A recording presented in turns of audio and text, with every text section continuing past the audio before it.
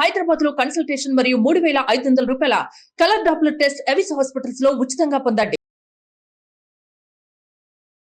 నమస్తే, మీరు చూస్తుంది సుమన్ టీవీ. నేను మీ కీర్తి. నాతో పాటు ఉన్నారు ప్రముఖ ఆధ్యాత్మికవేత్త డాక్టర్ అనంతలక్ష్మి అమ్మగారు.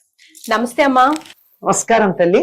అమ్మ, ఈ రోజు లలిత త్రిపుర సుందరిగా అమ్మవారి దర్శనం ఇస్తారు కదా, మరి ప్రాముఖ్యం గురించి తెలుసుకుందాం. ధ్యాయేత్ పద్మాసనస్థాం వికసిత వదనాం పద్మపత్రాయతాక్షీం హేమాభాం పీతవస్త్రాం కరకలితల సద్ధేమ పద్మాంబరాంగీం సర్వాలంకారయుక్తాం సతతమభయదాం భక్తనమ్రాం భవానీం శ్రీవిద్యాం శాంతమూర్తిం సకల సురనుతాం సర్వసంపత్ప్రదాత్రీం సకుంకుమ విలేపనామళిక చుంబి కస్తూరికాం సమందహసితేక్షణాం ససరచాపపాశాంకుశాం అశేష జనమోహినీం అరుణమాల్యభూషోజ్వలాం జపాకుసుమభాసురాం జపవిధౌ స్మరేదంబికాం. లలిత పరమేశ్వరి, రాజరాజేశ్వరి, పరాభట్టారిక, బాల, త్రిపుర సుందరి, ఇన్ని నామాలతో ఉండేటటువంటి, ఇన్ని రూపాలు తానే ధరించినటువంటి అమ్మవారికి చాలా ప్రధానమైనటువంటి రూపం లలిత పరమేశ్వరి స్వరూపం. ఈ లలిత ఈవిడ్నే త్రిపుర సుందరి అంటారు. లలితా త్రిపుర సుందరి. త్రిపుర త్రయంలో మధ్యది ప్రధానమైనటువంటిది అయిన దానికి అధిష్టాత్రి ఈ లలితా త్రిపుర సుందరి. త్రిపురములు అంటే మన శరీరంలో ఉండే స్థూల సూక్ష్మ కారణ శరీరాలు మూడు త్రిపురాలు. ఈ మూడింటిని అధివసించి ఉండేటటువంటి అమ్మవారిని త్రిపుర సుందరి. ఈ మూడు పురాలని అధివసించి ఉండే అందగత్తె. అంటే ఇది పైకి మనం ఇలా చెప్పినా మళ్ళీ ఇంకో మాట చెప్తారు, త్రిపురాసుర సంహారం చేసినటువంటి శివుని యొక్క శక్తి త్రిపుర సుందరి అని. దీన్నే ఏమంటారంటే ఎక్కడా కూడా మొత్తం ధ్యానము, ఉపాసన, పూజ ఇత్యాదులన్నింటిలోనూ ఉండే మూడు ఏకీకృతమయ్యేటటువంటిది శక్తి. ఎట్లాగంటే ధ్యాన ధ్యాతృ ధ్యేయ రూప అని అమ్మవారి నామం ఉంటుంది.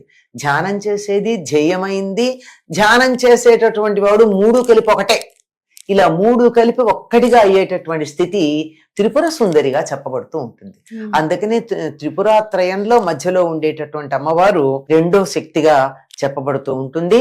అమ్మవారికి సంబంధించినటువంటి మంత్రాలలో మొట్టమొదటిది బాలా మంత్రం అని చెప్పుకున్నామే, అది మొట్టమొదటి బాలా త్రిపుర సుందరిగా ఉన్నటువంటి మొదటి మంత్రం. అవునమ్మా. ఇది రెండవది పంచదశి మంత్రం. ఈ మంత్రాలను మనం నోటితో ఉచ్చరించకూడదు కనుక చెప్తా. పంచదశి అంటే 15 బీజాక్షరాలు ఉండేటటువంటిది. ఈ బీజాక్షరాల్లో దేనికి కూడా ప్రత్యేకమైనటువంటి అర్థం, మామూలు అర్థాలు ఏం లేవు. బీజాక్షరాలకు సంబంధించిన ప్రత్యేక నిఘంటువులో ఉన్న అర్థాలే తప్ప మనం మామూలుగా చెప్పుకునే నిఘంటువుల్లో ఉండే అర్థాలు ఏమీ లేవు. అటువంటి పంచదశికి అధిష్టాన దైవమైనటువంటిది ఈ లలితాదేవి అని చెప్తారు. ఈ లలితా రూపంగానే అమ్మవారు ఎక్కువగా ఆరాధనీయంగా కనపడుతుంది. ఎందుకు అంటే మిగిలినటువంటి అన్ని రూపాల్లోనూ ఎక్కువగా, ఇప్పుడు దుర్గా అనుకోండి, వెంటనే కొంచెం ఉగ్ర రూపంలో అనిపిస్తూ ఉంటుంది.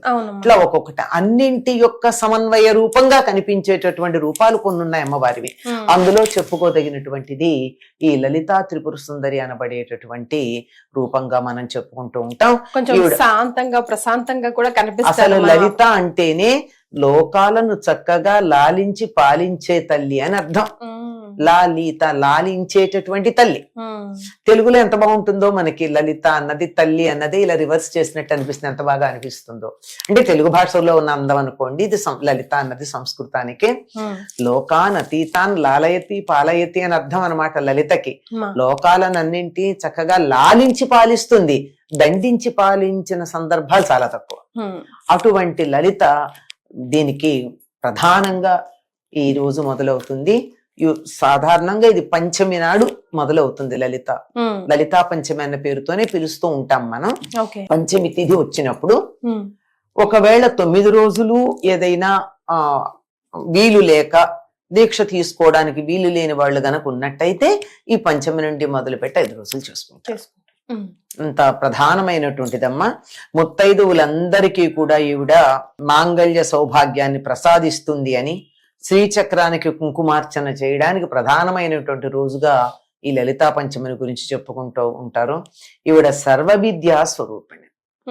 ఆత్మ విద్య, మహావిద్య, శ్రీ విద్య, కామ సేవిత ఇలాంటి నామాలు మనకి లలితా రహస్యనామ సహస్రంలో కనపడుతూ ఉంటాయి. సర్వ విద్యా స్వరూపిణి అయినటువంటిది, శ్రీ విద్యా స్వరూపిణి అయినటువంటిది, ఆత్మ విద్యా స్వరూపిణి అయినటువంటిది. ఈ రెండింటిని మించి ఇంకేటేం లేవు. శ్రీ విద్య, ఆత్మ విద్య రెండూను. ఆ రెండింటి యొక్క సమన్వయ స్వరూపంగానే మిగిలిన అన్ని విద్యలు ఉంటాయి. కనుక అటువంటి స్వరూపిణి అయినటువంటి దేవుడ సచామర రమావాణి సవ్యదక్షిణ సేవిత అని చెప్తారు. ఈవిడికి ఒక పక్కన లక్ష్మీదేవి, ఒక పక్కన సరస్వతీదేవి ఉండి చక్కగా ఆవిని సేవించుకుంటూ ఉంటారు. కుడి పక్కనేమో సరస్వతీదేవి ఉంటుంది, ఎడమ పక్కన లక్ష్మీదేవి ఉంటుంది, మధ్యలో లలితా పరమేశ్వరు ఉంటుంది. ఈవిడ చక్కగా తన చేతులు 4 చేతుల్లోనూ కూడా చక్కని ఆయుధాలు రాగస్వరూప పాశాఢ్య, క్రోధాకారాంకుశోజ్వల, మనూరుపుక్షుకోదండ, పంచతన్మాత్ర సాయక 4 చేతుల్లోనూ 4 రకాలైనటువంటి ఆయుధాలు ధరించి ఈ ఆయుధాలను శత్రువుల మీద ఉపయోగించే పద్ధతి వేరు, భక్తులకి ఉపయోగించే పద్ధతి వేరు. ఆయుధాలతోనే దగ్గరికి లాక్కుంటుంది భక్తులని, ఆయుధాలతో శత్రువుని సంహరిస్తుంది. అలా ఉండి చక్కగా చేతిలో ఒక చెరుకు గడ ధరించి భక్తులందరినీ అనుగ్రహించటానికి ప్రసాద పూర్ణమైనటువంటి చూపుతో నిరంతరం కటాక్షిస్తూ ఉంటుంది. అటువంటి తల్లి లలితా పరమేశ్వరి, రాజరాజేశ్వరి, పరాభట్ట. మరి ఈ రోజు తప్పనిసరిగా చేయవలసిన పనులు, పూజా విధానంలో మార్చుకోవాల్సినవి ఏదైనా కంపల్సరిగా చేయవలసింది అంటే ఈ రోజు మొదలు పెడతారు కొంతమంది అని చెప్పాను కదా. అక్కడి నుంచి ఈ రోజు తప్పనిసరిగా కుంకుమార్చన చేస్తారమ్మా. అన్ని రోజులు చేస్తారు. ఒకవేళ అన్ని రోజులు కుదరకపోతే కనీసం ఈ రోజైనా కుంకుమార్చన, శ్రీచక్రం ఉంటే కుంకుమార్చన చెయ్యాలి. శ్రీచక్రం లేదనుకోండి, పెట్టుకుంటే దాన్ని నిర్వహించడం చాలా కష్టం కదమ్మా. అంచేత లేకపోయినా ఆ రోజు అమ్మవారి విగ్రహానికో లేకపోతే పసుపు గౌరీదేవి చేసి పెట్టుకుంటాం మనం. చాలా మంది మీ కలశ స్థాపన అవన్నీ చేయలేని సందర్భంలో కనుక దానికైనా కుంకుమార్చన చెయ్యాలి. చక్కగా లలిత రహస్యనామ సహస్ర పారాయణ చేయగలిగితే చెయ్యొచ్చు. లేదంటే అమ్మవారికి సంబంధించినటువంటి అష్టోత్తరం ఉంది, త్రిశతి ఉంది, ఖడ్గమాల ఉంది. ఇవన్నీ కూడా ఖడ్గమాల మొదలైనటువంటివి కూడా బీజాక్షరాలని వదిలి చేయడం మంచిది. ఎందుకంటే ఉపదేశం లేనప్పుడు బీజాక్షరాలతో చేయకుండా మిగిలిన మామూలుగా స్తోత్రాలు చేసుకోవచ్చు.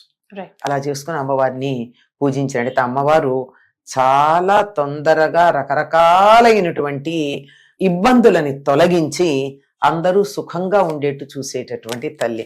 పాలిస్తుంది, లాలించి పాలించే తల్లి కదమ్మా. ఎంత ప్రేమగా చూసుకుంటుంది. సో అమ్మ, ఇప్పుడు కుంకుమార్చన సమయంలో మనం పెట్టుకునే కుంకుమ 365 days పెట్టుకోవచ్చా? 5 రోజులు తప్పించొచ్చా? 5 రోజులు ఆడవాళ్ళు తప్పించాలా? లేదంటే 5 రోజులు ఈ కుంకుమ పెట్టుకోరు కదమ్మా. అసలు మామూలుగానే కుంకుమ పెట్టుకోరు. అందుకని ఈ కుంకుమ అసలు వాడదు. చాలా సంతోషం అమ్మ, ధన్యవాదాలు.